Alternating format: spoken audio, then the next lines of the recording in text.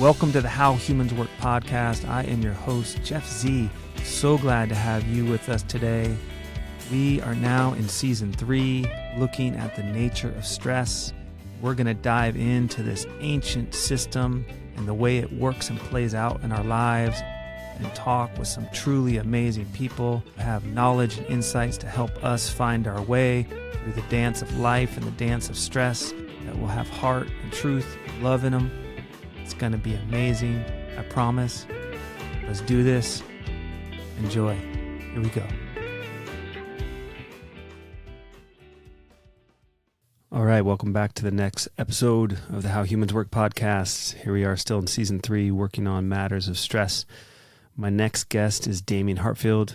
Damien is a friend, dear friend, whom I've known for nearly a couple decades now, and we've had many occasions to dive deep into the conversations like the one we're having today on this particular episode. A note to the listener, this is an adult conversation, as Damien shares some of the challenging parts of his own story growing up in Watts. So please be advised of that and have discretion about who you listen to the show with.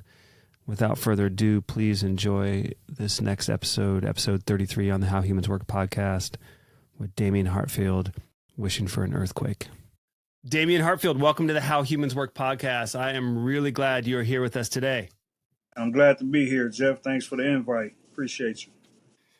I know you've been thinking about doing this show for a little while, and that you've just been waiting until you felt ready to have the conversation we're about to have. So I just want to give you a chance to say a little bit about talking about your process of getting ready to share your stories and get onto the podcast with me today. All right, yeah, it's been a long process, and as you say, I've been going through a lot. Not all bad, not all good, just life in general, and I had to get ready, you know what I'm saying, to open up, because I never opened up like this before. I never opened up. Well, I had interviews and things with people, and they didn't really go right the way I liked them, because it was people that I guess I couldn't really trust, because they didn't let me be a part of the editing process or nothing. And the final thing, well, 2 of them at least, kind of had me in a jam. And I didn't like that situation. So that's one of the reasons I hesitated. I did a thing with a reporter, and he wrote a news article and everything, and it just wasn't to my likings. And I was referred to him by a friend.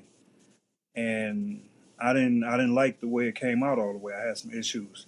So since me and you've been talking, I was just hesitant, because I had to get in the right mind state and know that, your process match my process, and that we can communicate and accomplish the goal that we're trying to accomplish, as far as tell a story, interview, and communicate openly, honestly communicate.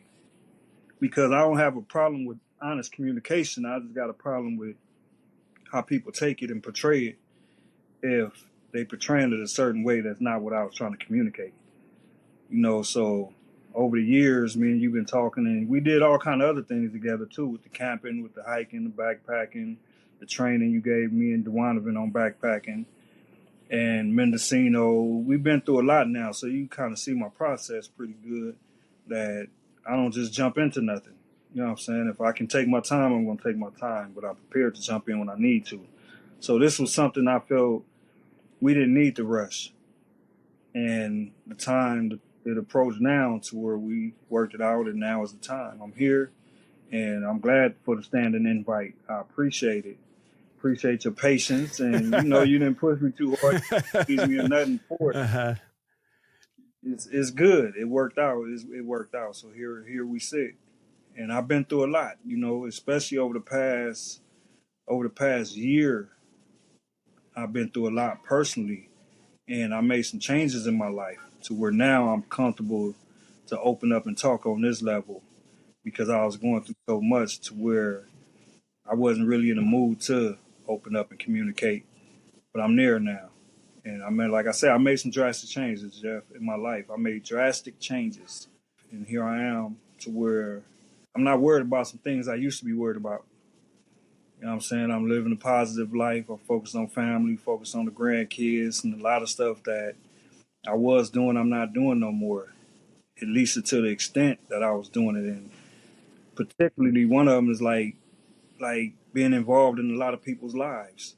in the way of doing intervention, gang intervention, and in that line of work and just in that type of lifestyle. Doing intervention, you learn people's secrets, you pick up people's stress. And when you're dealing with how humans work, when you deal with other people's stress, you pick up their stress, and then it can be a heavy weight to carry sometimes.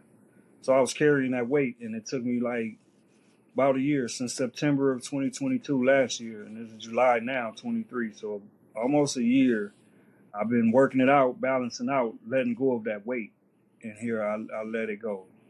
I let it go to the point where I'm comfortable with working with a new phase of my life.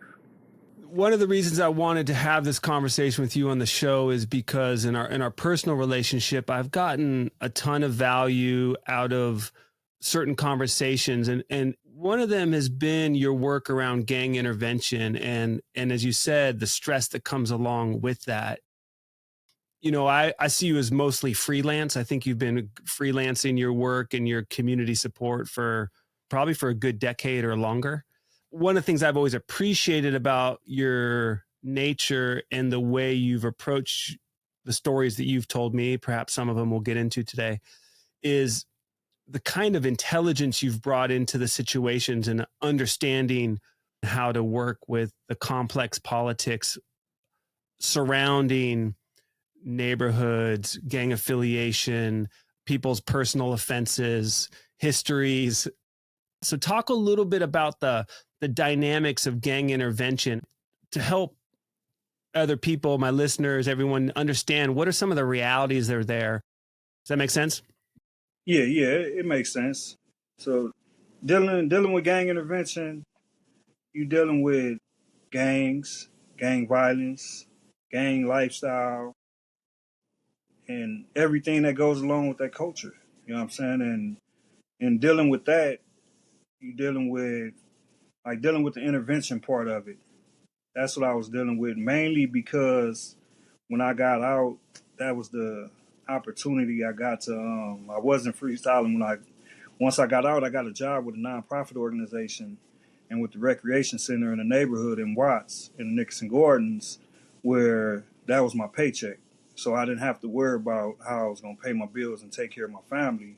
So I was doing it on an official level as a job and as a lifestyle and from my heart. So I'm good to say that, I lived the time of my life when I was doing that work, taking the good and the bad, as heavy as it was, as tough as it was, because I was also able to interact with some people in an honest way. And there was a lot of trust involved. So dealing with the gang intervention, you're dealing with major trust issues because you're dealing with some stuff that's really not legal. You know what I'm saying? It's illegal to be a gang member. So doing that work, I'm dealing with people that's officially they're officially illegal participating in illegal activity just because being a gang member is illegal according to California state law. Not to say that the people are illegal, but the status is illegal. So with that in mind, doing the gang intervention work, I worked with some people and we did a lot of stuff to balance things out. And one of the things we balanced out was labeling people as gang members. So when I got out of jail in 2014, it was after multiple gang injunctions had been placed on neighborhoods. Was that 2004 or 14? 2004. And a couple of injunctions had been passed on neighborhoods, and the Nickerson Gardens was one of the first and biggest gang injunctions that passed. And so I got out in that atmosphere of working against that program, the gang injunction, and labeling gang members as terrorists and putting kids in that position, Generation X, and making it all bad for the people that's in that lifestyle. Not in that lifestyle, just in that environment. So doing the gang intervention work, I was working with some people. We was blessed to be in position to balance out what was being imposed on the neighborhoods and on the communities, and what was being imposed through the gang injunctions and the state labeling the young generation as terrorists. And no, this is what they were saying at that time. They were super predators. So we we felt that we brought balance to that situation because in our gang intervention work, especially from the Nickerson Gardens, is that we're not going to work with the kids in the community and people in the community that's caught up in that lifestyle and label them as something that's illegal. So we specifically counteracted that label and that imposition of something that's not right. So when they were structuring the gang intervention work, we was crucial to that process because instead of labeling kids as gang members, they just say, for instance, they want us to label them in degrees as far as an active gang member, a gang associate, a gang affiliate, and different things. So if somebody would have been labeled as an active gang member, then that's the worst you can be.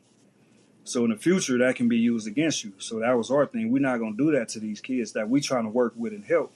We need to come up with another definition. So what we came up with is that they're not gang members. We're not dealing with people as gang members. We're dealing with humans. And dealing with humans, we're not going to label them as something that's illegal, especially if they're not even illegal, because we're dealing with kids all the way from 6 years old on up to 100 years old, however old a person can be that's in the gang culture, in the gang community, gang infested community. So we're not going to label people that we interact with in a negative way, in an illegal way, in a criminal way, or nothing. No matter what their lifestyle is, we're not going to play a part in putting that label on them. So what the agreement was, and coming to terms with this definition with the city of Los Angeles, Recreation and Parks, the gang intervention community, the mayor's office, and everything, we came with the agreement that we're going to label them at-risk youth. And what qualified them as at-risk youth was that they lived in an at-risk community. And any community in the ghetto is at risk. So any kid or any human in an at-risk community is an at-risk individual. So we labeled them at that, as high-risk, at-risk youth, or at-risk people that we was working with. So in the gang intervention work, that was the position I was coming from when I work with people. Different people do different things from their position, but me and the people I was working with, that's where we was at. We dealing with at-risk youth, and anybody qualifies for our services as gang intervention workers. Because that was another thing with the politics of it and the bureaucracy of it, was that if these people don't meet certain requirements as being an active gang member or an affiliate or an associate, then we couldn't even provide them services under contracts that the city would give. So we were like, no, everybody need our services. And coming from where we come from, if we got to limit our peoples based on putting them in categories like that, then we don't even need to do the work with y'all. So that's where my freelance type of work come from. And that makes a lot of sense to reject that imposition. As you said, they were imposing it. And it brings up a kind of tension that I've heard you speak to before between the city, the police, even the social services that would serve a community like Nickerson Gardens in Watts, and that inherent tension that's there between that external agenda of how they want to frame the situation and what really serves a local community and understands the nuances that are in there. Can you speak to that a little bit, about that tension between having a community that's already at risk and then how the larger organization of society tends to view that at-risk community and how they are put another kind of indirect or sometimes very direct pressure on the lives of the people living there? Yeah, the tension that exists because of that is real, is serious, and it's thick. It's a thick tension because it shapes the interaction of the people in the community, and in shaping that interaction, the politics of it interferes with it interferes with the type of service you give to the people, the type of interactions you give, the type of results you receive from the work that you do. So the tension is that, like for instance, working at the recreation center and doing gang intervention work, it was a rule we couldn't feed the kids, right? If we take them on trips or something, they have to bring their own lunch, they have to whatever to eat or starve, because according to the bureaucracy, we can't. That's not our job to feed the kids, especially out of our own pockets. But we was in a unique situation. Like, we come from a community where we really know the people, we really know the kids, we really know their parents, we really know so much about them. Like, we know their situation. So we got hungry kids, we gonna feed them out of our pockets. And just if we get in trouble, we just in trouble. So that's a tension right there. We're under threat of losing our job if we do something like feed the kids. And then the flip side to that, on the other side of the coin, is law enforcement. They would have a football team, right? A little league football team, Pop Warner type stuff, teaching the kids how to play organized sports. And the same kids that they would work with on the football team would come to the recreation center and tell us like, can I get $5 because I don't have no food, I don't have no money for lunch, and I'm about to go play football. So we would ask like, they don't feed y'all, but we already knew that they didn't because we couldn't. They told us we couldn't, but we did. So by them asking us to go over there, asking us for $5 to go over there and play football with law enforcement, but they don't have nothing to eat, and the police won't feed them.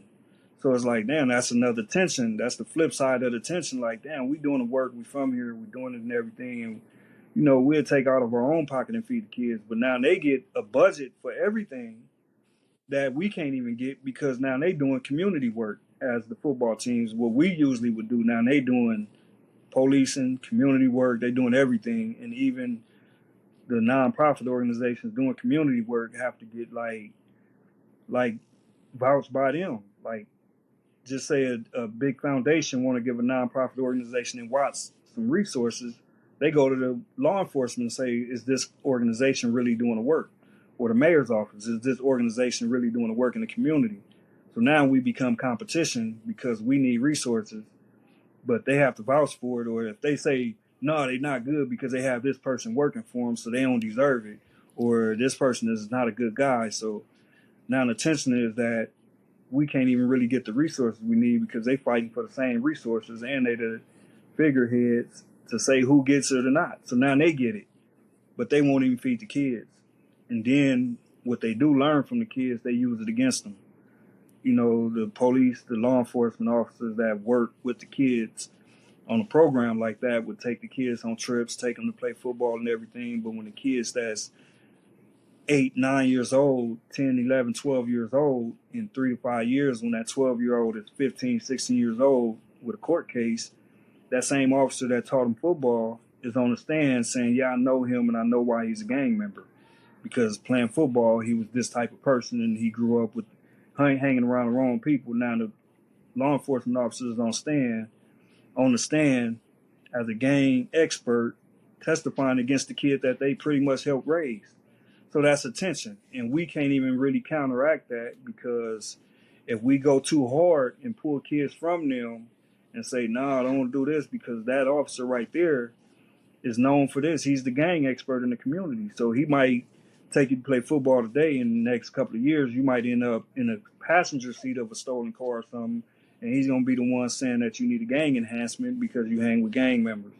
And we couldn't get a conversation going on it because now it turns into a bad situation. So that's a hell of a tension that we have to deal with. It's like it's dangerous to be honest at some level and to be truthful because there's multiple agendas and risks that come along with the politics and the purse strings and the I'm imagine growing up in Nickerson, it's just there's going to be a certain amount of your friends who you were with at elementary school who also just end up getting, and you know them already. So you're already associated with them, whether they choose the gang life or they don't choose the gang life. And so I imagine it's a very difficult experience growing up in an environment like that, where there's all sorts of subtle and overt rules around just being able to be yourself honestly.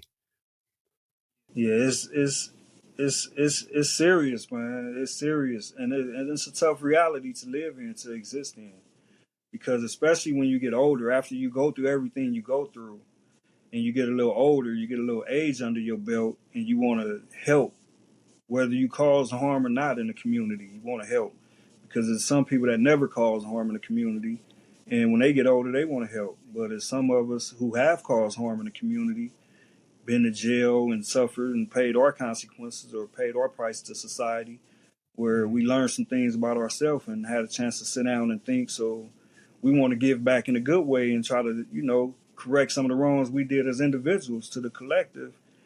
And it's hard to do it because we are already stigmatized as something bad. We already labeled as you did this in the community, you was this type of person, or you have this reputation. And in having that reputation, whatever it took to earn it, you always got to carry that baggage, and they always put it on you, no matter how good you be. So it makes it a hell of a reality to live in, to want to help.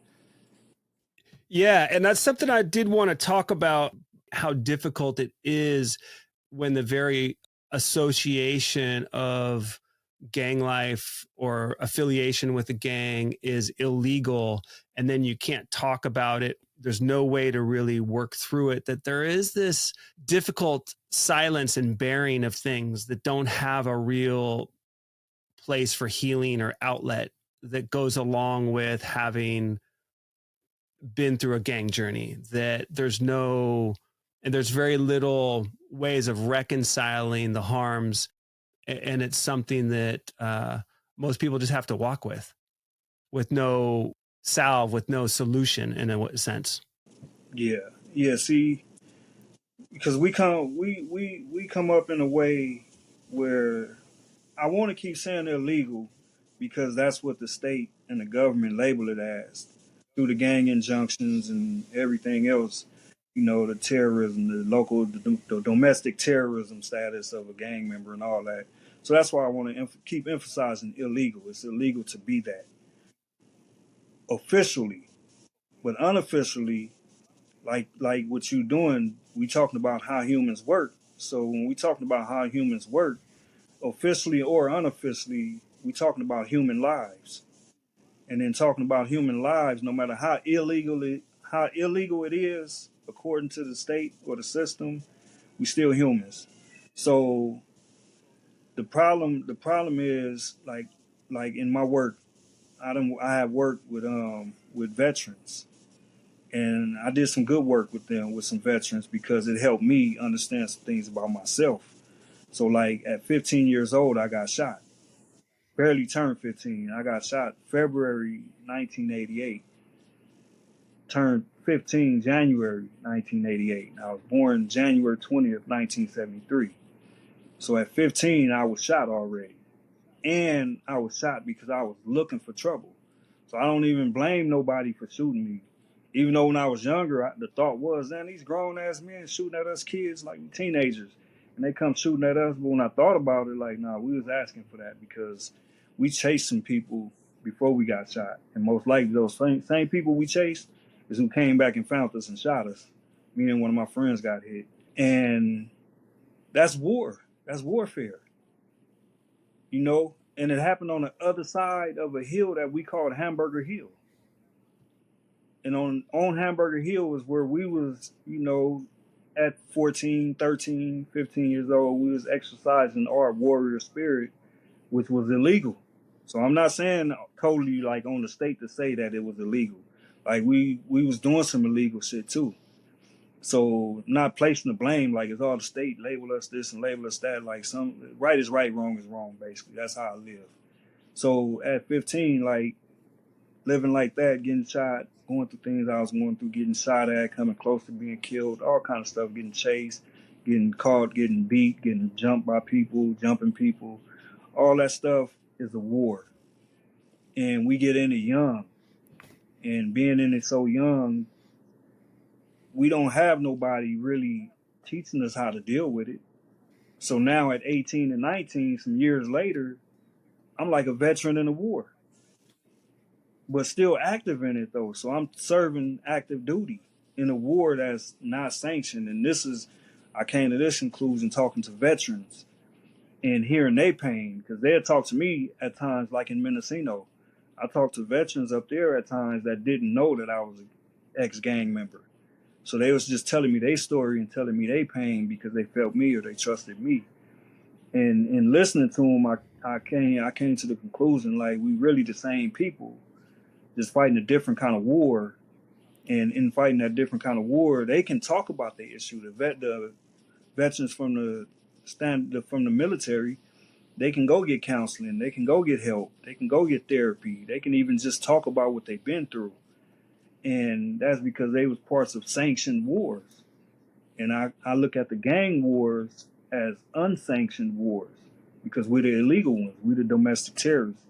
Even though we're not even really fighting against nobody else but each other, but ourselves, we still get labeled as terrorists. And that's not to say that it's right that we fighting only against ourselves, that we should go fight other people. And at times we have, as far as, other organizations and other things. But for the most part, we're just killing ourselves and shooting ourselves. And it wasn't sanctioned. So we have to grow with that. We have to live with it. We have to become men with it. We have to become adults with it. And we have to process it within, with that silence that you mentioned. We have to stay silent about it. We couldn't never talk to nobody. Let me tell you something personal, Jeff. I still jump in my sleep, but I don't know it though. Sometimes I do, but most of the time I don't know it. But my wife will tell me that I jump in my sleep like something is happening. And I never know what's happening because I wake up and I don't remember it. And that's the silence. I can't talk about it. There's something going on in there that I can't even talk about to myself because I don't even know what's happening. I don't know what I'm dreaming about. But it must be something if I'm jumping all the time in my sleep like something is happening. And I know some dreams that I used to have, and they wasn't good, but I can't talk about it, so we suppress it. So that's the difference in this situation. We become old and we heal ourselves. We self-medicate. And, I never was on drugs or nothing. Never been into that. Never been into drinking. I drink a little bit now, but I never been into like heavy drinking, depending on it to escape. For me, I'm going to get sober as possible if I'm doing something. Balance my mind out and everything and do what I got to do. So my self-medication was just thinking. Like, I'm going to think hard enough and I'm going to deal with it and I'm going to try to figure out a balance out. So my silence helped me heal myself and rehabilitate myself. But it's a lot of people that can't do that. It's a lot of people that just got to hold it in and go crazy. It's a lot of people on drugs now going crazy. I ain't going to say going, well, however we want to say it. It's just a term, but it is what it is. People that's not in their right state of mind because of what they've been through and because of what they're going through, then the drugs just bring it out in certain ways. And that's the way we have to heal, coming from that lifestyle, coming from that culture, that gang culture. Have to internalize it and figure out how to survive it. But like you say, the other side of the coin, we got military veterans that they can get help and they still can't deal with what they've been through. And for the most part, we deal with it because we don't even have no choice. But with these open, honest communications, like some of them that I had up in Mendocino, and I keep saying Mendocino because that's where we met at, and that was a big part of my work since I've been free, a big part of my life. Yeah, talk about Mendocino a little bit from your perspective. What's Mendocino to you? Mendocino to me was that medicine for the soul.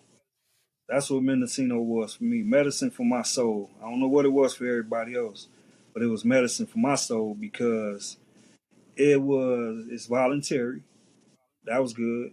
Comparing it to prison, which was involuntary, but it was all men, for the most part, grown men and some young men, teenagers that we would bring up there, but all men, voluntary. So it was kind of like prison, but not prison because it was voluntary and it was men, but it was positive men that had been through some things, that worked with the community, worked with themselves.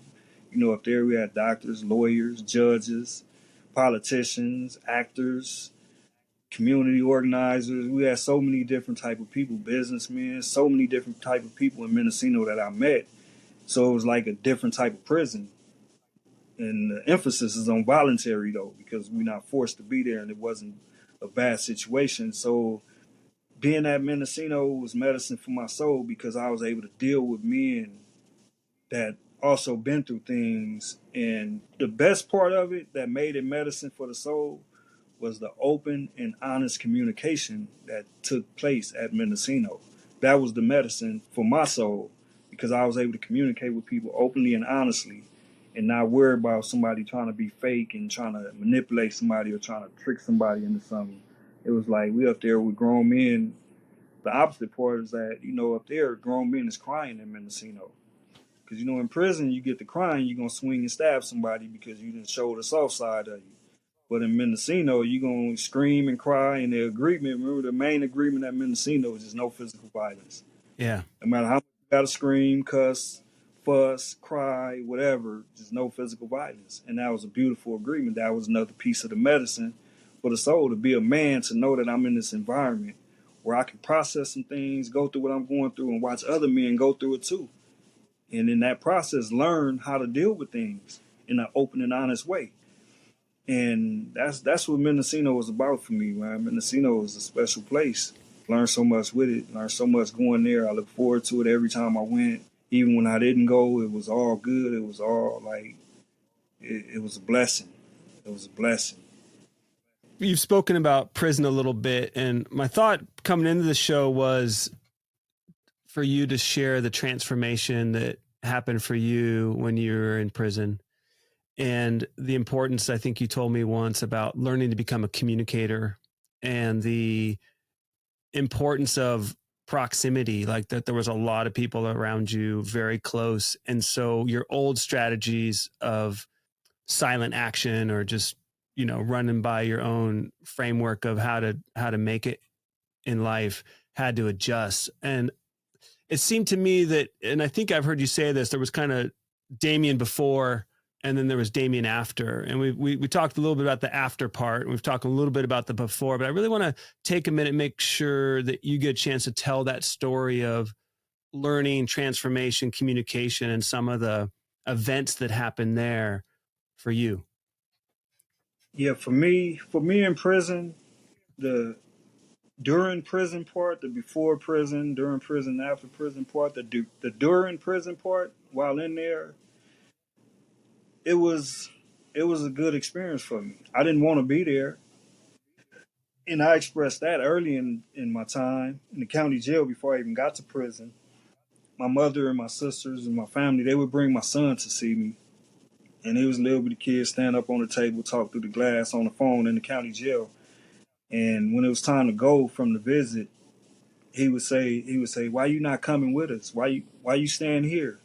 And I had to explain to him that I was there by force. Like, if I could break out, I would break out. If I could escape, I would escape. And this was my first part of being in jail, in the county jail, fighting my cases. But that helped me understand my position, that I was there, and that's where I had to be while I was there. If I made it out, if I didn't make it out, I had to be there while I was there. So early in my prison journey, I knew it was somewhere I had to be. So I always considered myself a smart person. I just did stupid things. And for me, being a smart person doing stupid things, for me, means it's a difference between being dumb and being stupid. So being dumb is dealing with ignorance to me. And when you're dealing with ignorance, I mean, you just don't know. So you do dumb things because you don't know.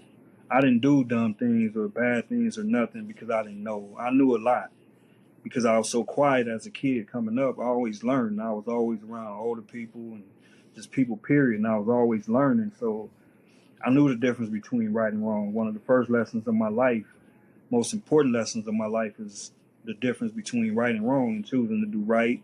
And, being in a relationship with God consciousness, with the idea of God, somebody watching over you, a higher power watching over you, that you obligated to do right to, whether it's God or not, is on other people, how they believe. But how I was brought up is a higher power. Being older now, whether we call it God or not, it is a higher power if we believe it. And I was raised believing it.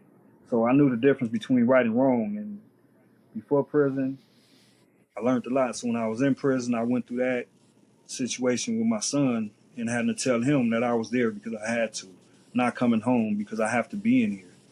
I'm held in here, I'm stuck in here, but I put myself in here. I played my part to get in here. Like, whatever else played a part, it played its part, but I take responsibility for my part. So being in prison, going through that process, that stage of my journey, it was up close and personal. Being up close and personal, I couldn't get away from everybody. Before prison, if I'm not feeling something, I could just get away. I could fade to the shadows or get away, go wherever, and be away from anybody and everybody before prison. But once I got in prison, it's like, damn, I'm stuck right here in this cage with 5 other people, 3 other people, 7 other people, 100 other people, whatever size the cage was, and however many people was in there. And that's where I had to be, up close and personal. I couldn't just fade to the back or get away from everything because everybody is in there, shoulder to shoulder. And as they say in jail, you know what I'm saying, sometimes you're in a line, bunched up, shoulder to shoulder, with people on both sides of you, shoulder to shoulder, literally touching, and you that close, up close and personal in some situations in jail, but in all situations, you can't get away from the next person or the next people. I have two questions. First, how old were you when you went in? And then secondly, it sounded like you had the consciousness that there was a good possibility that you wouldn't actually survive your prison term. Like that was part of your awareness, that it wasn't just I had to make this number of years I had to endure in this situation, but I also had to survive with my life. Am I hearing that right? And yeah, that's exactly right. So I went in December '93. December '93. So I was 20 years old. The next month, I turned 21 years old in jail, in the county jail. So I fought my cases. I had a few of them, and I fought them up until at some point in 1995. I don't remember the month, but I finished my cases in '95 and caught the chain and went to prison in 1995. So from 1995 to August 2004, I was released from prison. And the part about being in there, not knowing if I was going to survive it, I didn't look to survive it. I didn't believe I had a hope that I would, but I didn't believe I would. And being in that situation for me, I couldn't look forward to believing that I would when I'm faced with death and destruction so much.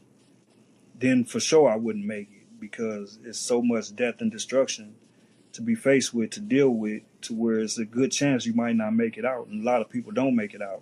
So I had that mind state that I might not be one of the people that make it out. But before I got there, I was on the run for a year. So just say February '93, I went on a run for a case that was put against me that I didn't even do. I still say I didn't do it because I didn't do it, even though I did time for it and everything. And I can't say I did it because I did the time for it, but I didn't do it. So I was on the run for a case that I didn't do, which was a murder case. And the way I knew I was on the run because they caught one of my friends and took him to jail. And when they took him, they wanted me too, and another person. So that's how I knew I was on the run. And while the time I was on the run, it was serious. It was real serious. Like police shooting in my back type stuff when I don't even got a gun. I'm running for my life and my freedom and everything, and I hear a pop shot behind me. And I look back, it's the police in the stance on his knees, still aimed at me. And I turn, make a left around the building so he wouldn't shoot no more.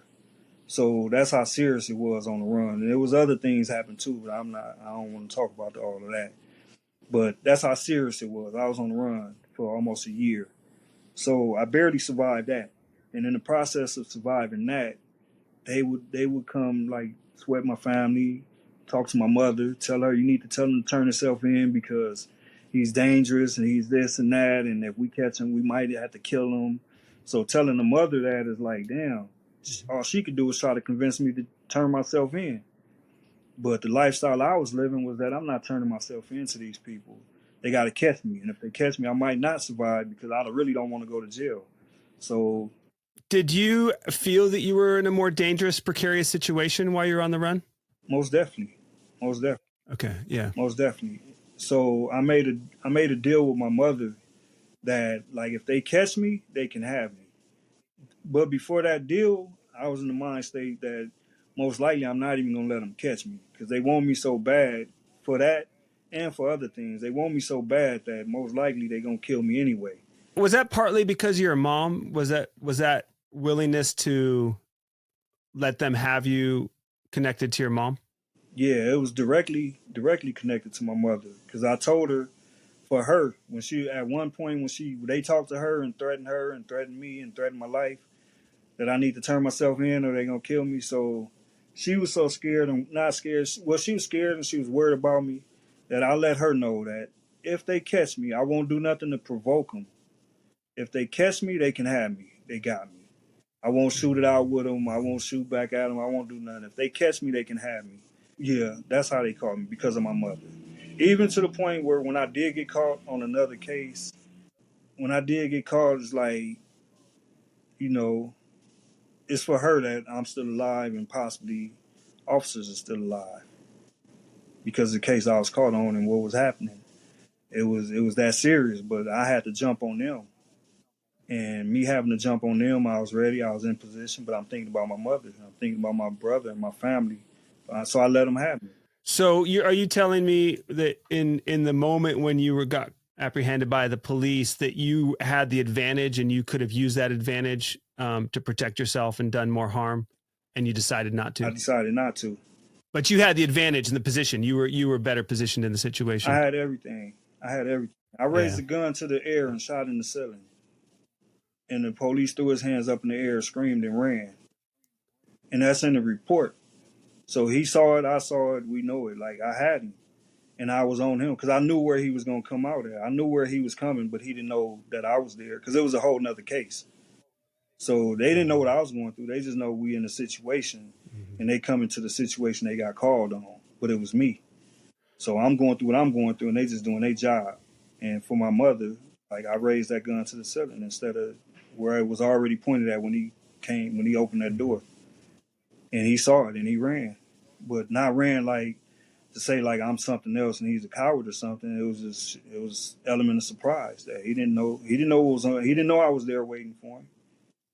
And that's to say for my mother though. My mother did that. You know what I'm saying? And I thank her for it too. I thank her for it. And she's still here and I still love her and I still appreciate her. You know, going to court and everything, she was there for me. My family was there. So now that I was going to court, I still felt I wasn't going to make it out because I had so many charges and so much stuff was going on. It's like, shit, now I'm in here. I'm probably never going to get out or I might end up dying in here.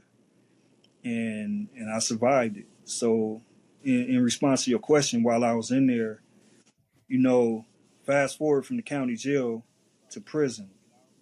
Once I got to prison, and the county jail was the worst place I ever been. County place is worse than any prison I've been to. Prison is dangerous, but the county jail is the worst ever, ever, ever, ever.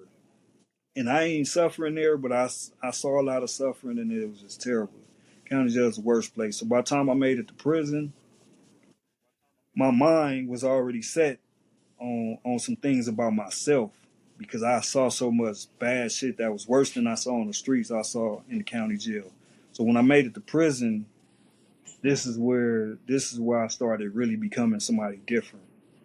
Because in the county jail, I still consider myself a man of action. I'm still gonna do what I gotta do, handle what I gotta handle, and whatever is whatever, win, lose, or draw. But in prison, I was able to like relax a little bit and start my soul searching. So that's where I learned how to talk. I learned how to communicate. I learned how to be diplomatic in prison because I realized like I don't know what it's gonna be. I don't know if I'm gonna make it out. I don't know if I'm gonna die in here. I don't know what it's gonna be, but I don't fear it. I'm not worried. I don't care. I don't care about it like that I'm gonna fear it. So now I need to know how I'm gonna deal with it. So for me and my soul searching journey, figuring how I'm gonna deal with it, I had to figure, you know, what is it gonna be? I'm here now. Now I'm in prison. Now I'm on the next phase of my journey from the county jail, from the streets, county jail to prison. What is it going to be? And one of the catchphrases is that, you know, whatever don't break you is going to make you. You know, if it don't break you, it's this, it's that. You know, the catchphrases. So me and the way I think is like, let me go deeper into this. Let me see what the principle of this is. And that's one of the but one of the main principles I dove deep into. I went into the heart of it to understand it. And I realized, like, it's not going to break me. Prison ain't going to break me, especially after surviving the county jail. Like, I survived that shit. I could survive anything. So in prison, I was like, for sure it's not going to break me because I've been through the hardest. But now the next question is, since it's not going to break me, what is it going to make me? So I asked myself all those questions. Is it going to make me a monster? Is it going to make me hateful? Is it going to make me negative? Is it going to make me vengeful? And I was like, nah, it's not going to make me none of that stuff because on the streets, I was already turned into that. And like I say, I always considered myself a smart person that did stupid things. So not out of ignorance was I doing bad things. Out of stupidity, I was doing it because I knew better. So that's, to me, no matter what everybody else call the terms or choose terms they choose, for me personally, I consider it stupid. For me, I was a smart person that did stupid things. My stupidity was because I knew better, but I didn't do better. But later in life, it helped me do better because I always knew better. I never let go of that. I never. It was somebody in my life that used to call me the devil. A girlfriend I had, her mother called me the devil. She would say it like joking, but serious, like that boy's the devil. Even when she used to say it, I didn't take pride in it. I didn't take happiness in it. None of that because I knew I wasn't the devil, but I was always surprised that she would call me that. Because I wasn't mean to her or nobody else that she knew, but she knew stuff about me, so she called me the devil. But it made me feel bad on the inside because I knew I wasn't the devil.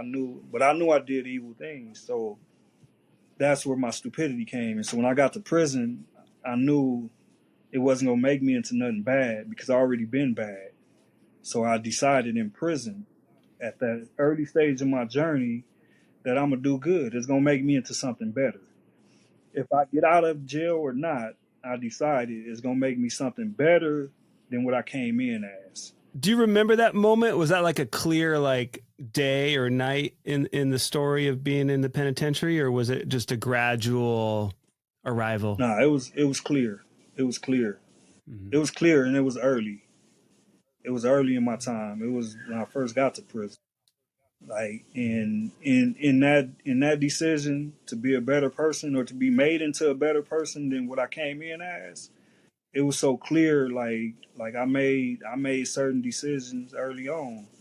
Like some stuff I wasn't gonna participate in, no matter who was there, no matter who say what. I'm not participating. Sorry to interrupt. I was just about to ask you that. How do you demonstrate that you're going to be better in a penitentiary environment? Like I said earlier, we was killing each other on the street, shooting each other, gang banging and stuff. So we were so quick to do that because we hated ourselves. You know what I'm saying? We hate ourselves and we don't know about ourselves, so we quick to hurt ourselves. So in prison, it was the same thing. We quick to turn against each other. While we got so many other people against us, we still against each other. So as an example, me becoming a better person, I wasn't so quick to hurt people. And since we ourselves, as black people, as a black man, I'm speaking, we quick to hurt ourselves, hurt each other. I decided early on I'm gonna stop that as much as possible from the jump. Or if not stopping, I'm gonna tone it down. So I made the agreement with myself I'm not gonna be quick to hurt another black man in prison. Because it was in prison just like on the streets. Any little thing, we gonna turn against each other. We gonna go to the extreme. You step on my shoes or you look at me wrong, next you know we stabbing and killing each other. On the streets we were shooting each other. So I decided in prison I'm not doing that. I'm not gonna be quick to hurt another black man for nothing or for something trivial or something small. Because with the other races, the politics limit that off tops anyway. I learned that early in prison. What do you mean? You're not gonna be so quick to hurt another race in prison because it affects everybody. So the whites regulate the whites, the Mexicans regulate the Mexicans, the Asians regulate the Asians, blacks regulate the blacks. But like I say, we turn on each other so much, we hurting each other. If you cross the racial barrier and hurt someone else, then all of a sudden it becomes a whole racial thing because everybody's backing each other up and the consequences are big. Exactly. Okay. So with that being the case, it's not too many racial problems until something serious happens. So once something serious happens, it is what it is. Ain't no stopping it. It's already going down because it's that serious. But it's not going to be a lot of trivial stuff. Like I'm not going to come argue with you.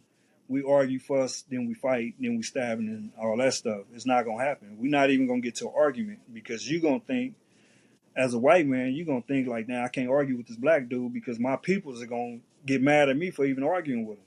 And for me, I can't argue with you because same thing. Like my people's what's the argument about? Like who was wrong? Like it's gonna be so much to it. It's not gonna just be simply me and you. It can be, but the program and the culture is set up that way that it's not gonna happen. It's not gonna just be open season on other races. But within the race, like white boys, the Mexicans, different blacks, within the race, whatever goes on, goes on. Everybody fighting each other. So that's what I did early in my prison sentence. Was I committed not to be eager and over eager to go at it with another black man. So when I started hitting yards and being with people, I would let them know, like some issues, some black on black stuff and all that trivial stuff, I'm not in. Don't look to me to participate on some black on black. Because like I say, I consider myself a smart person that do stupid things. So considering myself smart, I saw that that was the biggest problem that I was gonna face. It was gonna be stuff happening with blacks. I'm gonna be mad. Other people gonna be mad, and we're gonna go do something. So that was part of my first healing, was not to be so quick to hurt my own people. And in hurting my own people, I'm hurting myself. And then from there, like I say, we already not hurting other people because there's barriers. So we're not like where I was at. I was on level 4 prison yards, maximum security. So on most of those yards, you can't even really interact with the other races too much. So it was so limited, like that's already covered. We're not going to be into other stuff unless something is just really happening. Then you got to deal with it. You got to protect yourself, or you got to whatever.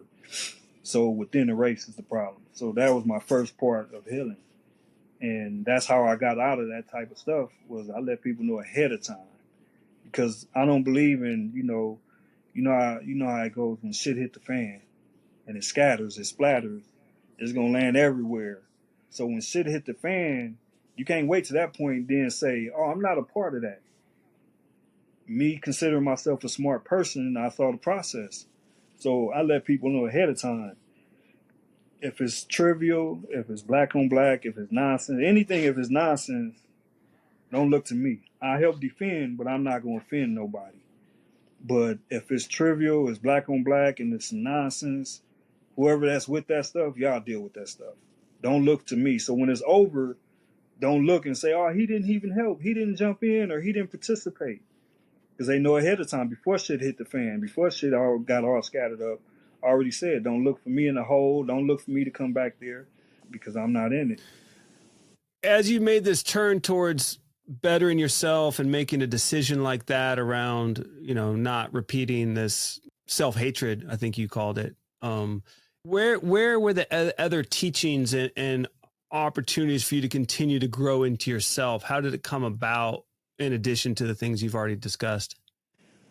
I started being around good people in prison, met some of the best people in the world in prison. Just like at Mendocino, it was real good people in prison, some solid people.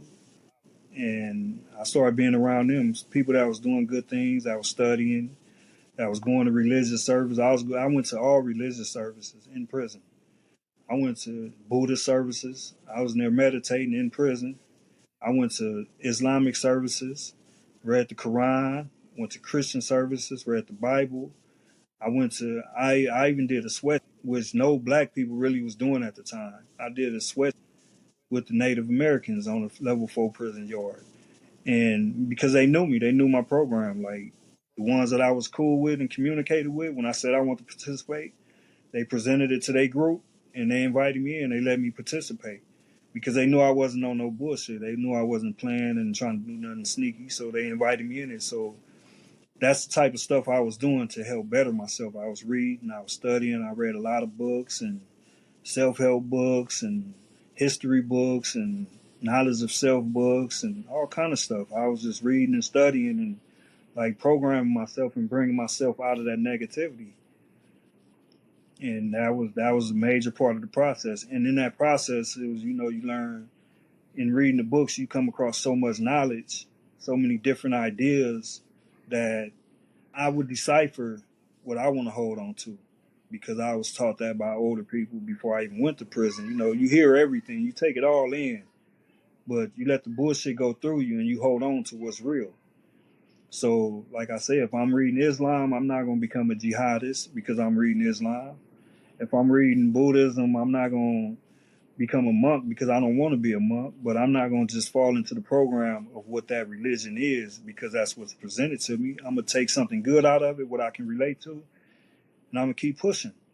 So I was taking something from everything. I was going to all the services. I was going to men's groups. So Mendocino, I was in the type of Mendocino before I got to Mendocino too. And that's one of the things made me comfortable with it in Mendocino, because in prison, up in New Folsom, they had programs, and they had what they called the men's group.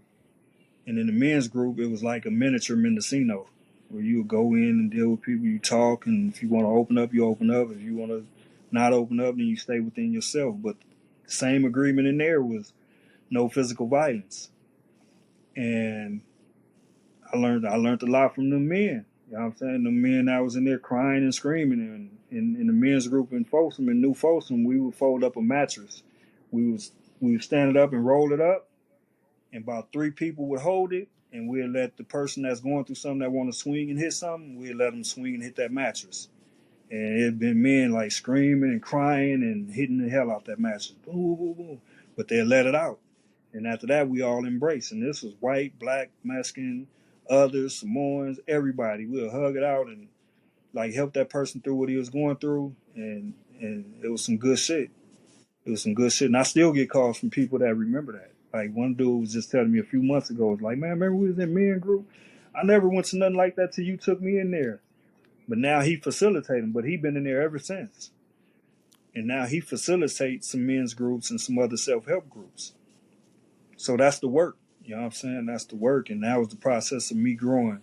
So with that too, some of the knowledge I gained was the difference between the physical and the mental and the spiritual, the emotional and all that. So I started what I was calling caging the animal early in my time too. So my physical animal, I was caging him up. And in the physical cage, I'm caging up my physical animal, but I'm opening up my mind. I'm opening up my spirit.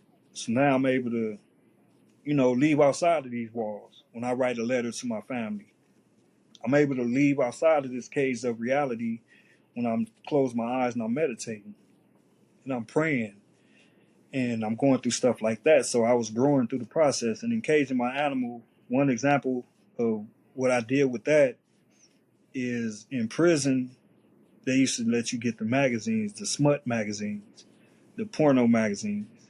So early in prison, when I got there in 95, you still can get them. So it was a lot of them circulating. And then a little after that, they changed the law to where you can't get no new ones in. But anybody with old ones, you can keep your old ones. So I already had a little collection early in my time. So when I started studying and stuff, the stuff I was learning and decided to cage my animal, I sold my magazines because I knew it was wrong. Like, ain't no need to have smut magazines in prison with a cellie and with all men. So like, let me get rid of this shit because it's the wrong way to be going, to be promoting animalistic behavior in a sexual way through these magazines and you surrounded by all men. So like, let me get rid of it. I got rid of them. And that's not to say I didn't look at them, because knowing that I got rid of them, but they still all around, if I want to look at them, I would just borrow somebody else's and then give it back when I get done with it. So that was part of the process of bettering myself too, because I'm not going to be in here and be a physical person in this physical reality with half the universe missing. Half the universe is the women. If we only got men and women as humans. So I'm in here with all men. The other half is gone on the outside of these walls, the women. So I don't need to be in here exercising this animalistic shit, this physical attraction to women, when I don't have no possibility of getting with a woman on this level 4 yard. So I got rid of those books, and that helped me in my growth process because it helped me focus on the meditation of being positive, on being mental and being spiritual, and letting go of the physical in the sense of not dwelling on physical activities and stuff. Like, develop my mind, and my body is gonna be what it's gonna be. So I'm gonna do my push-ups, I'm gonna exercise physically and do what I gotta do. I'm gonna eat my food, I'm gonna get my sleep. All the physical stuff is there. Letting go what I can that held on to the negative and focus on the positive. And that was in my prison time. And like I say, with the diplomacy, being diplomatic in prison, learning how to talk, was that I couldn't. Another thing with not getting involved in all of the activities and stuff of stabbing and all that stuff and just being a part of everything, was that, in prison, you're going to get caught for everything damn near, because it's prison. Guard tower on top of you, guard tower down the ways looking through binoculars, rifle scopes, and all kind of stuff. So most stuff happen, you're going to get caught for it and go to the hole and get new cases and all that. So I decided, like, I need to get diplomatic. I need to learn how to open my mouth. I need to learn how to speak my thoughts. So instead of always feeling some kind of way and acting on it, I need to figure out how to start talking about it, start working it out. So that was another part of my growth, being diplomatic and learning how to talk, because I need to communicate things. When something is happening, I need to say what I feel. Because before prison, if I didn't say too much. Like I say I would be around people and be the one that don't say nothing for an hour, 2 hours straight. Everybody else talking, I'm just there, just listening and observing and watching the surroundings and everything, and not really saying nothing. But in prison, it's like I need to speak. It wasn't never that I couldn't speak. It was just I chose not to. But growing up, I was shy too, so I never wanted to speak neither. I never really had the urge or the desire to be the person talking and having people listening to me. I was cool with being quiet. But how did you go from prison, difficult circumstances where you had to negotiate the reality of your bodily experience with giving your mind some freedom, some peace of mind, some learning, some ability to communicate, to returning into the world and becoming your father again, obviously to your son, but then taking on Dana and her family? Well, that came as a result of my growth process. And as a result, it's like what I've been through in my life. I always had a father till he passed away. You know, he was there. He played his part, and he was real quiet, so he didn't really talk too much, but he handled his business. So that's probably who I kind of modeled myself behind. But I had men in my life. I had people. I was always protected. Like I never really been around people. I done been bullied at times, like most people. I assume almost damn near everybody been bullied. And overall, though, for my whole life, I've been protected. I never been taken advantage of to the point where right now I could say like, oh, I was this or I was that, and it fucked me up because it happened. I don't have that part of the story that a lot of people have because I was always protected. I always had a father. I always had a big brother that was strong. I always had big sisters that were strong. And to say one of my main bullies was my big sister. So she was my main bully in the sense that she picked on me. She did stuff and she toughened me up though. But as far as taking advantage, I was always protected. So in my journey, towards the end of my prison journey is what led me to taking care of a family and everything is because in growing up and maturing as an individual, I knew I had to have a purpose. So before jail, the streets was my purpose. It's like I was married to the streets. I was committed to that negative lifestyle. So towards the end of my time, because I didn't have a life sentence, so that's how I was likely to get out. But I did some things. I caught a case like a couple of years before getting out. Got caught with a knife, went to court and everything. They gave me like 16 months, close to getting out. So that's why in my whole time in jail, I was like, I get out when I get out. Until then, I'm here. So, but I was always preparing myself for if I did get out. So the way I got with Dana, with my family and everything, is that I knew I needed a purpose. And in needing a purpose, I knew if I don't have one or find one, I'm gonna make one. So I want to find a good purpose. I wanted a good purpose because I tried the bad. So I went through a process. When my time got short in 2004, and I was more likely to come home, really once I got to New Folsom. Because this is another thing, like, first part of my time was in Calipatria. It was serious there. It was so serious, people wasn't even going home. So I wasn't a lifer, but I was doing my time as a lifer. Because I was on a serious prison. We was calling them plantations. I was on a serious plantation, and it was going down, and nobody was going home. Nobody. Like, a couple of people went home, and I remember one dude, he went home like 2 times and came right back. So it was like everybody was just there. That was in Calipatria. I left Calipatria, went to the hole, got transferred to Centinela. It was a lot looser, but it was still wild. People was going home, and it was better, but it still was like right up the street from Calipatria, a couple of hours away. And same energy and everything. It just wasn't as serious, but it was still bad. And I ended up in the hole there, doing some time in the hole, got transferred. And when I got to New Folsom, that's when that's when I hit another level in my development, because in New Folsom, you got whites dealing with blacks. In Calipatria, you didn't have none of that shit. Like, I had a Mexican dude that used to come talk to me, I dealt with. We'll hit some laps, and he'll say what's up to me, say we'll talk a little bit, do whatever business we got to do, hustle or whatever. And it was all in secret because we couldn't even interact publicly because his people would have did something to him type stuff. So Centinela was a little looser, but it still was so divided. But once I got to New Folsom, that's where the men's group was at, and other things, the sweat lodge and more interactions with other people took place because the program was looser. It wasn't that serious. It was still serious, but it was more human. It was more human in New Folsom. I played chess on the yard in New Folsom. Calipatria, I wouldn't play no game on the yard. Centinela, I wouldn't play no game on the yard. New Folsom, I sat on the yard and played chess with somebody multiple times, and just wouldn't do it because it's a security risk. You know, you could get stabbed in the neck, you could get stabbed and shit.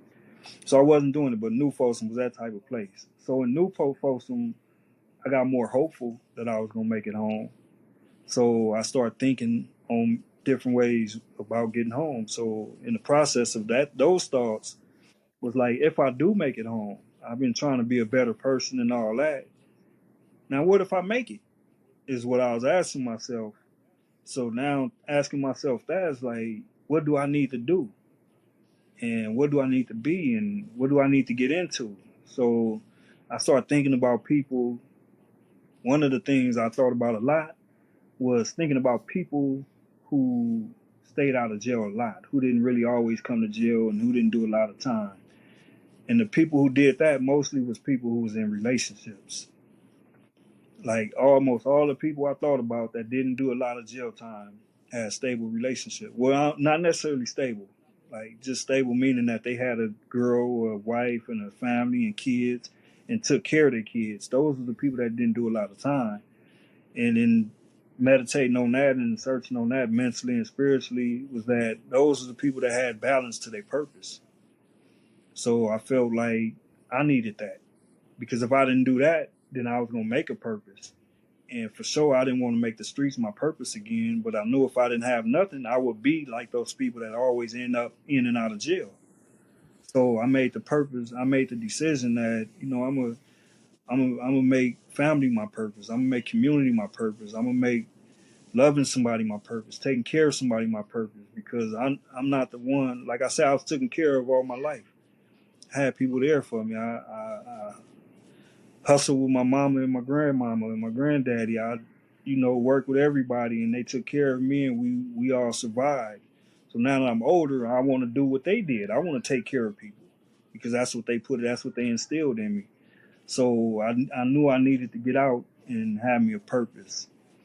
And I decided also that I wasn't going to be bad when I got out. Like I already tried the bad way and I see where it got me. It got me in prison. Involuntary, because I wouldn't have agreed to be there. That's what make it involuntary.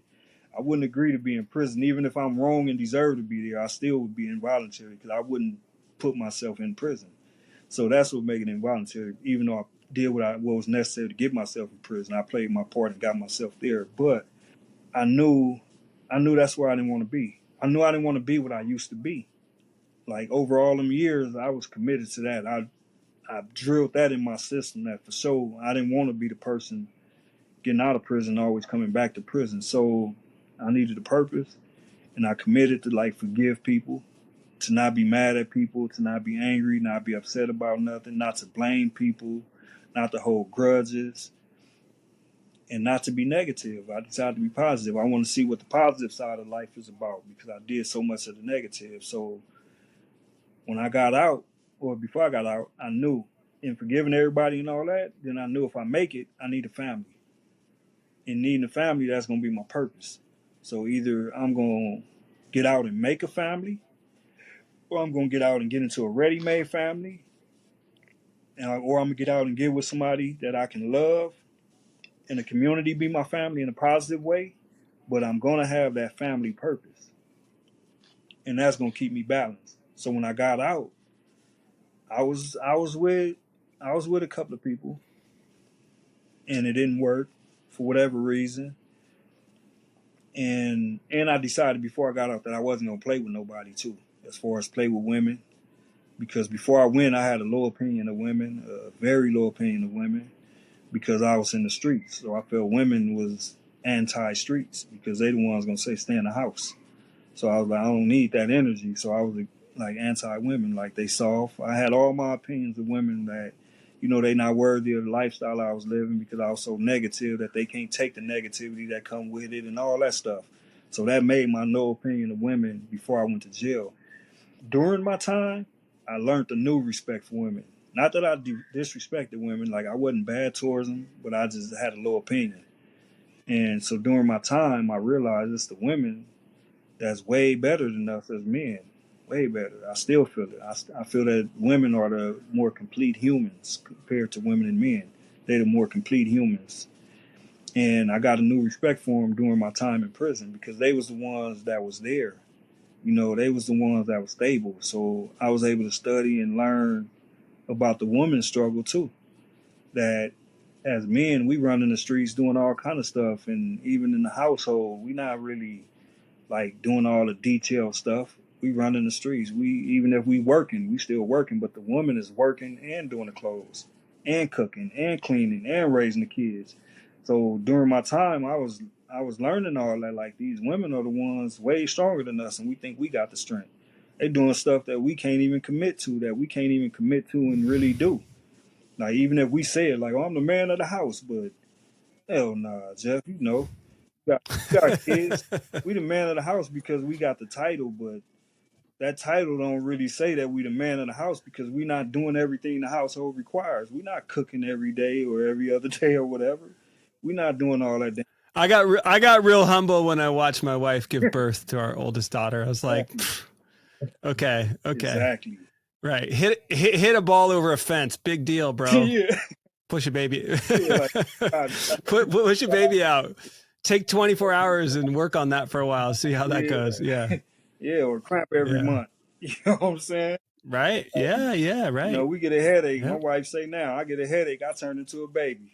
I get a tooth. I get a toothache. It's a promise. She's like push out the babies or catch a cramp every month. Then you cry about something. So I got a new respect for women.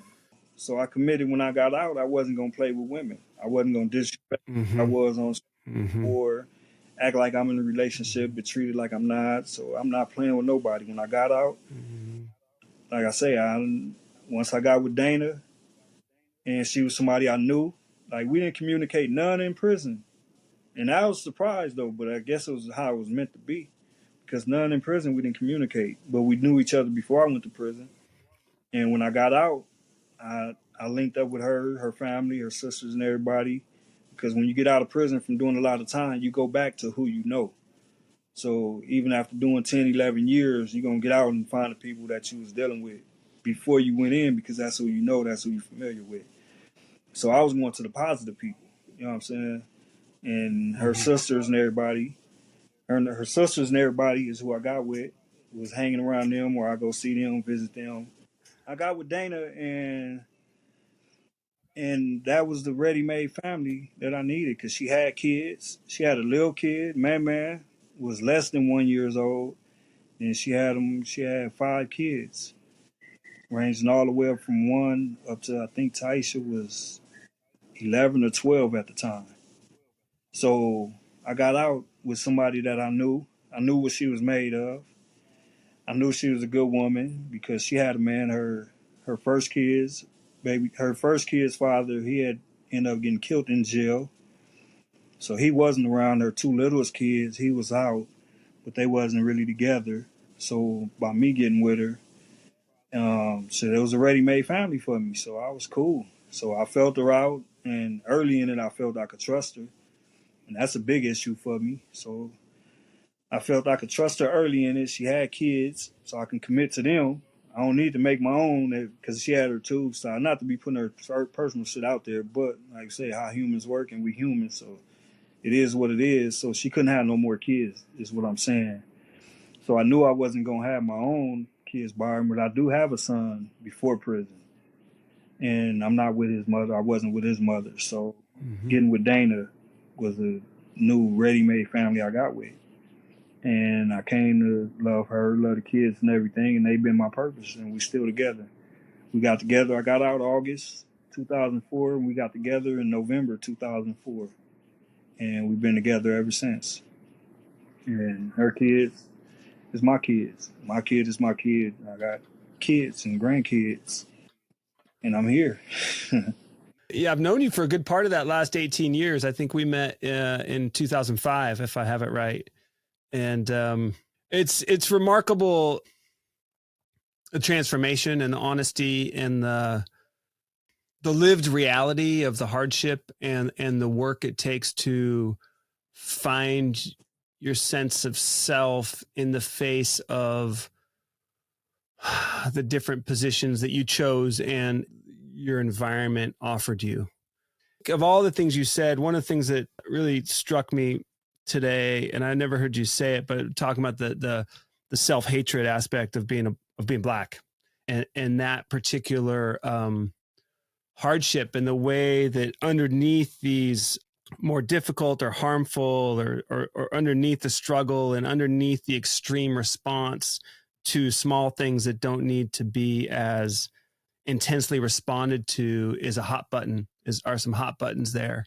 And that's real and deep. And you mentioned to me once that your mom at a certain point talked to you about the struggle, which I think you meant the struggle of being black in America.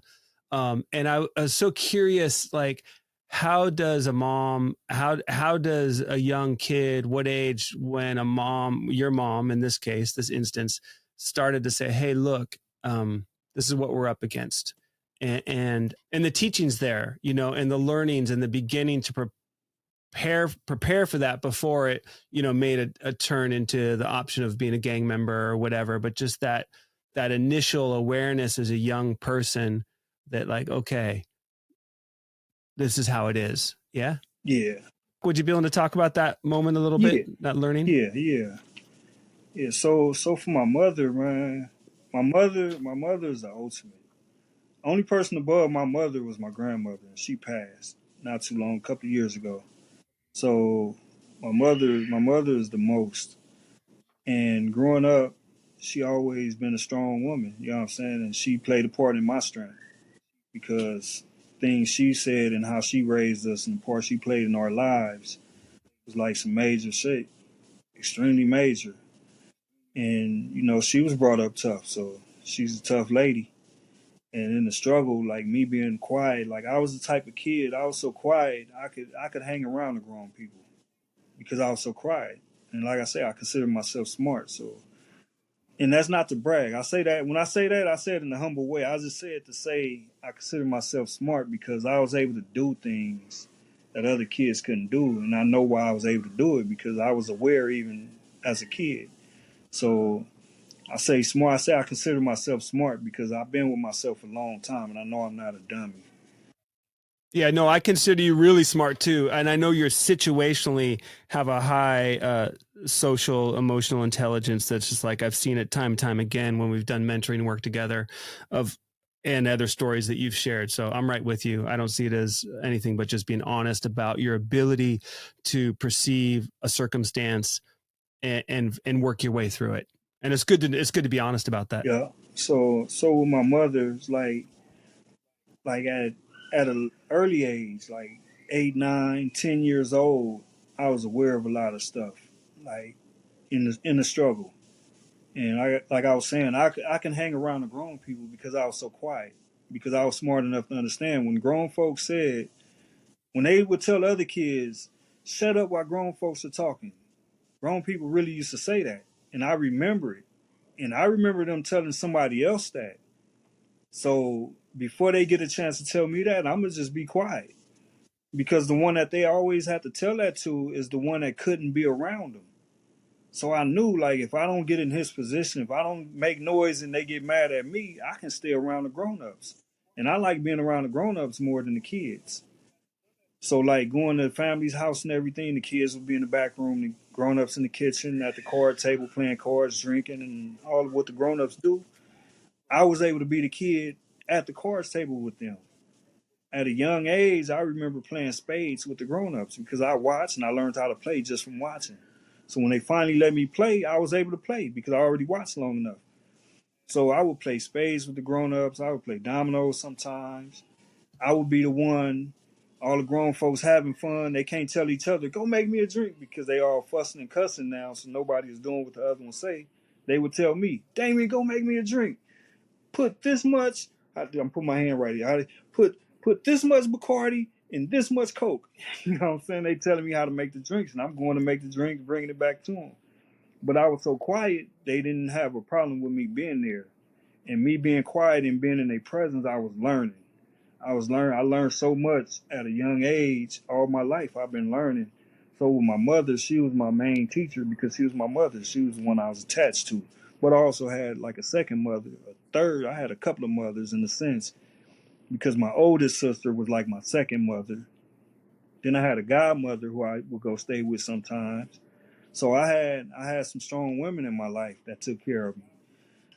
So I would learn in the way, like with the struggle with my mother, at times we would go sell cardboard. We would go out with my grandfather and we would collect cardboard, trash cans, aluminum, and go recycle it to get a few dollars to pay some bills or put some food on the table or buy some drinks, whatever it was for. And I would be with them though. You know what I'm saying? I was a kid that was out with the grown-ups doing that. So I saw the struggle that other kids didn't even get a chance to see because other kids would be at home. With some, I would end up in the car and the grown-ups wouldn't kick me out the car. Like, get back in the house. They would just, let me roll. So I was learning in the process. So in learning from my mother, like one crucial time, I was probably about 11 years old. I was about 11. I remember telling my mother, I remember asking her for some money, and this is when welfare was going on. So she had a job, and at times she would get welfare, different things, different stages of life. And I remember at one time asking for some money, and she said she didn't have none. And I questioned her on it. So that was another thing about me. I will open my mouth when I need to. Like, for the most part, I'm going to be quiet, even as a kid. But if I need to, I'm going to open it and say something. So I asked her for some money. She said she didn't have it. So I questioned her on it. It's like, I said something like, you should have some money because the first just came and you got your check or you work or something like that. So she checked me on it quick. She's like, you think I got some money because I got a check? And you think this and you think that? Let me show you. Cause she was sharp on it, like immediately. She was like, I'm gonna show you how money works. So from there, next time she got a check, when that check came in the mail, she showed me the check, showed me the amount on it and everything. She held me that day. Like she held me with her that day. We went and cashed the check. We went in, I think Nick's check cashing or something. We went in there, cashed it. She showed me how much money it was. We counted out. She counted out, showed it to me. Then we went and paid some. No, then she ordered some money orders on the spot to pay some bills.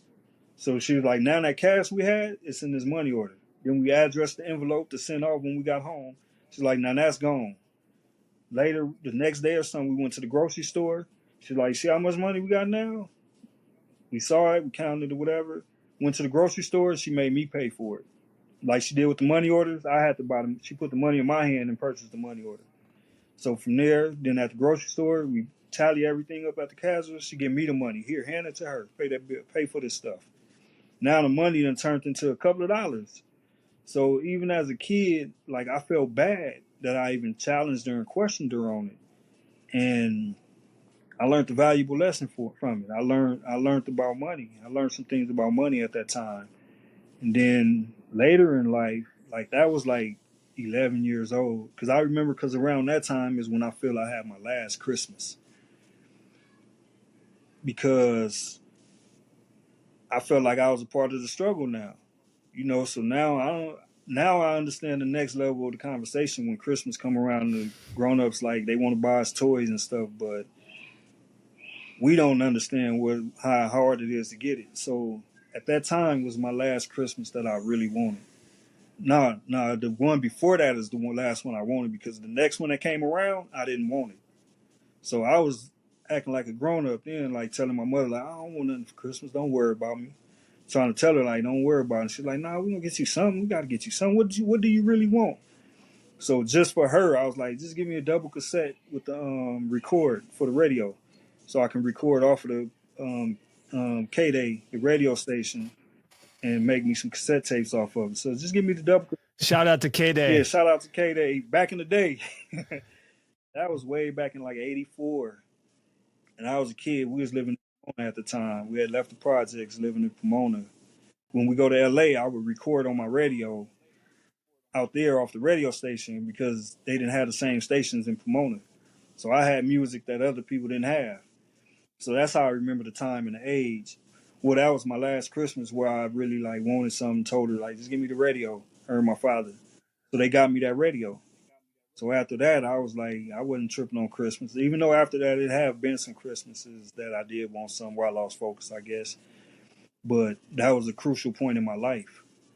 So from there, fast forward to like 13, 12, 13, the ending of elementary and into junior high, I learned the different part of the struggle because now we left Pomona and we back in the projects in '85.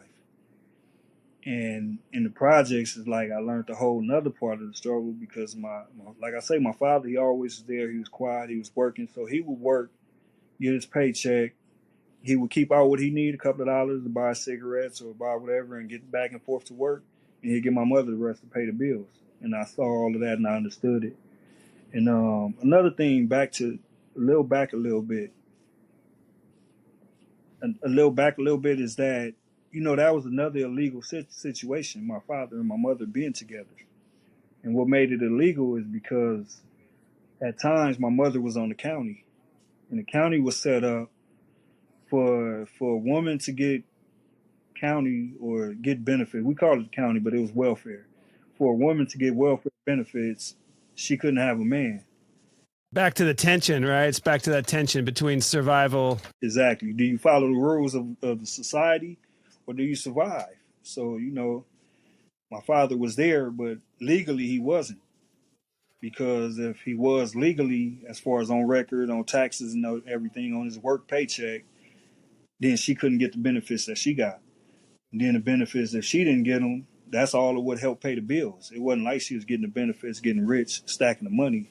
Like I said, she made me pay the bills. She made me get some of the money orders and pay those bills. So it wasn't a come up; it was a survival.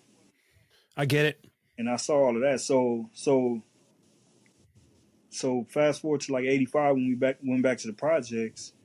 My sister and my mother, like, they would sell dollar joints, and that helped supplement the income. So in selling those dollar joints, we would go buy weed, and like I said, I still was quiet, so I still was able to be around. While my little brother and probably my cousins and stuff, they didn't really know what was going on, or if they did, I don't know. They would have to tell that story. But I know for sure they wasn't on no missions with us to go buy no weed. I know sometimes most times my mother and my sister, and sometimes it was me and my mother, or me, my mother, and my sister. Like I said, I was there because I was quiet. So I didn't interfere and interrupt. I was there so much that when I rolled my first joint, I rolled it right, and I learned how to roll it just off of watching them roll so many of them, and that was part of the struggle, man. And they were rolling joints, selling. They wouldn't sell to no kids. They had rules to it. Kids meaning the older teenagers. Like, they'll send them away. Like, nah, we don't sell no joints here. Ain't no kids. Get out of here. And they'll leave. But that was all part of the struggle. And yeah, once I hit, like I said, I got shot at 15. So somewhere around that time, I started hustling a little bit too, doing little stuff. And, I was going through my dilemmas. I was like suicidal at a point because I didn't see no purpose to life. And that's how later in prison I knew that I had to have a purpose. Because when I got real active in the gangs, I felt like it wasn't no purpose. The only purpose was the gang, was the neighborhood, was the community. So I'm protecting this. I'm doing what I got to do to make sure the neighborhood is safe. And that just so happened to be a neighborhood that's called a gang. You know what I'm saying? And all that shit. So, but that was my purpose. So I wasn't doing it like because I hate blue. I was doing it because I need to keep my community safe. So I was active. And but like I say, other than that, I felt like it ain't no purpose to life. ain't nothing. So I was like at 15, 16, I was suicidal too. Like suicidal in the sense like not I'm finna kill myself, but suicidal in the sense I don't care if I die. Like I don't care if these dudes kill me. I don't care whatever. I'm not happy to be alive, so I don't care if I die basically.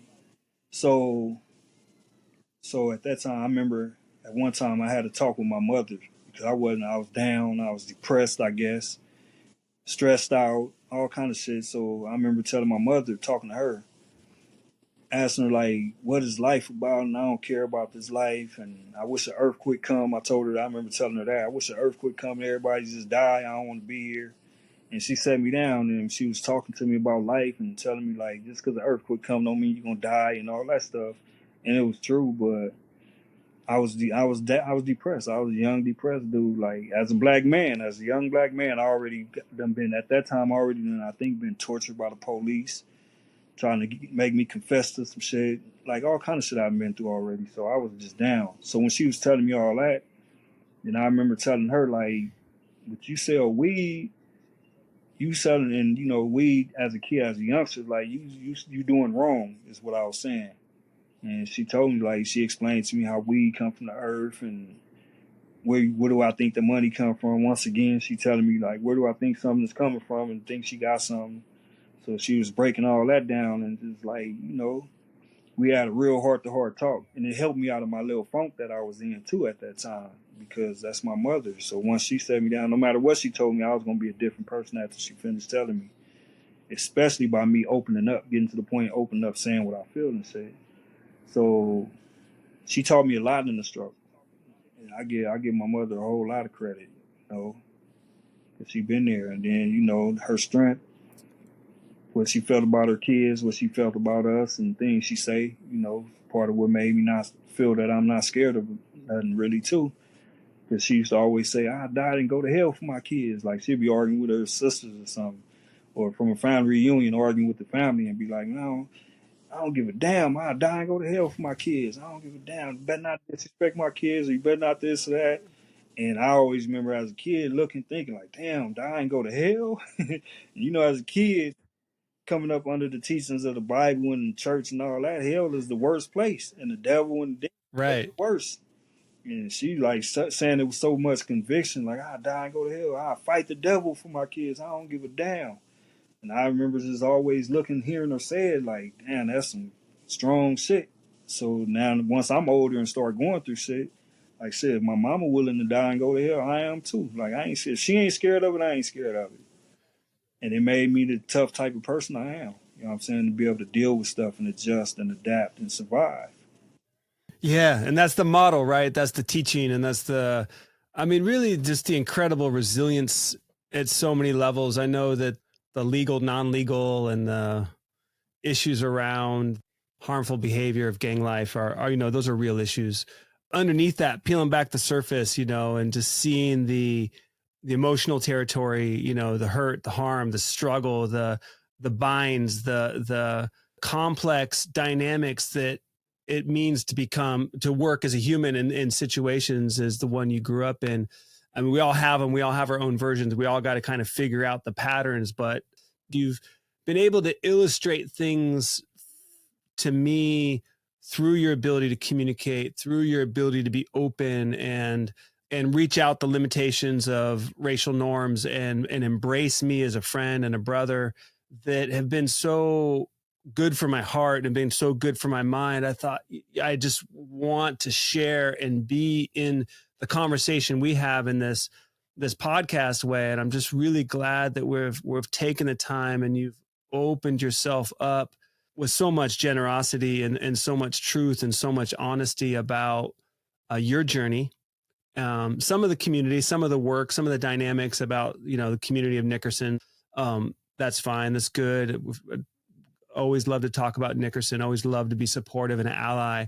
But yet more importantly about you and your journey and the journey through prison and the journey through your family and the journey with Dana. So thank you, Damien, so much for bringing your stories to the show today. I deeply respect them. I appreciate you, and I'm really grateful to have had this conversation today. Yeah, and I appreciate it. I appreciate it, Jeff, and thank you for being the person and the man that you are. You know what I'm saying?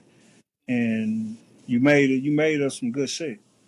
As a black man in this world on this journey, speaking for myself, but I'm sure a lot of other black men can feel it. We got some things in us that only we got because we got some experiences in us that only we experience. And we can't really share it with people because the world just ain't set up like that.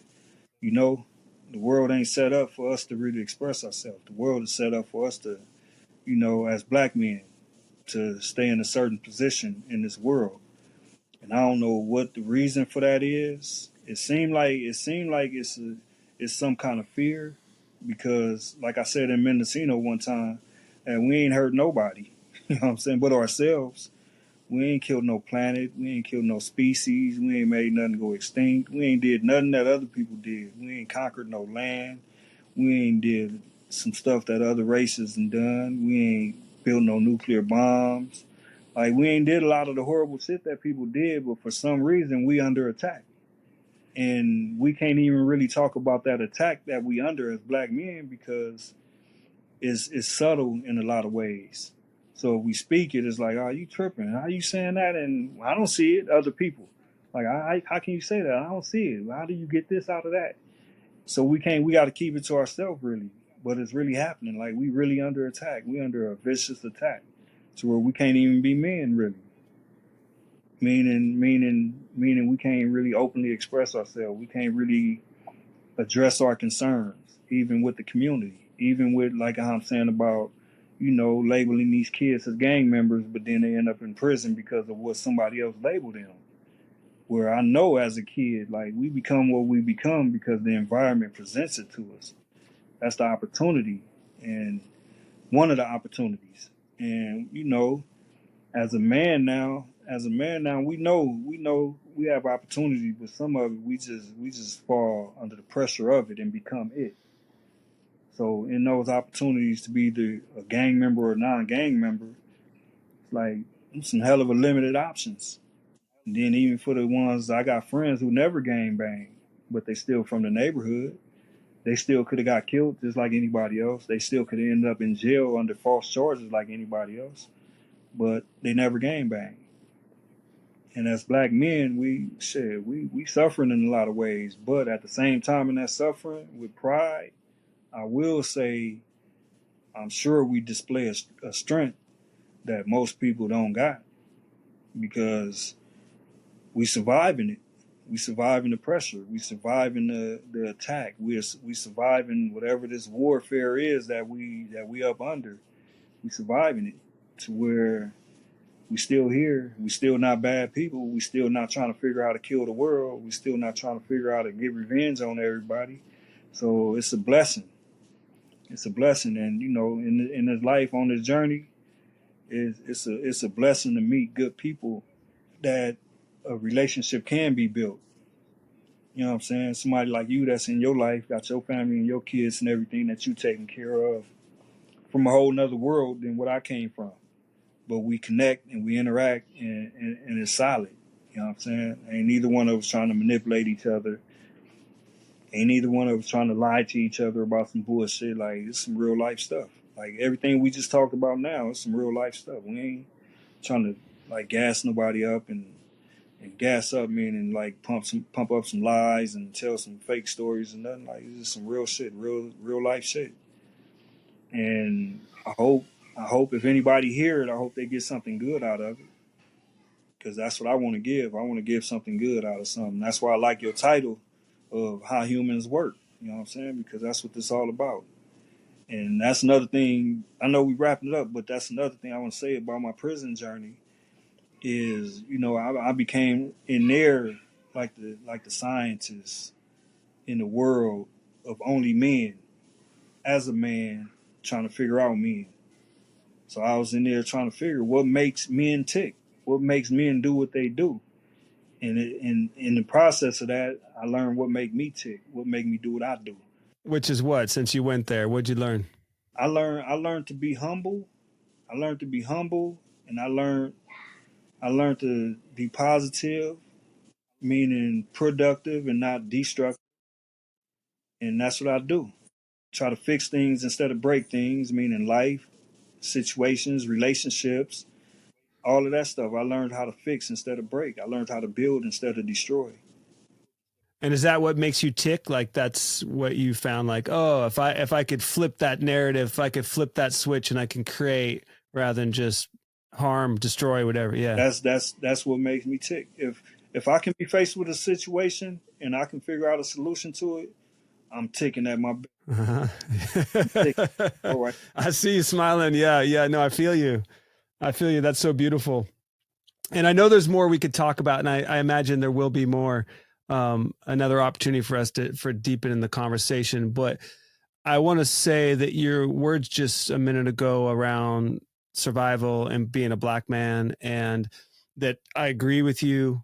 I'm humbled by it, but also I love that it's not that you're just surviving, but you're naming it, you're speaking to it, it's getting out loud, and it's the stories being told as you lived it from your eyes and from your experience. And I see you and I feel you and I appreciate you for it. And I'm grateful for our friendship. I'm grateful for your honesty deeply. Thank you, Jeff. Thank you, man. I appreciate it. Thank you so much for joining the show today. You can support the How Humans Work podcast by sharing the shows with your people, your family, your friends, your community. And you can keep it ad-free by making a donation to our Venmo at HHW_pod. I appreciate your support. All music is performed by the incredible Chase Jackson at chasejacksonmusic.com. To learn more about our guest, the show, or Jeffrey's work helping people make peace with their human nature, you can go to howhumanswork.us.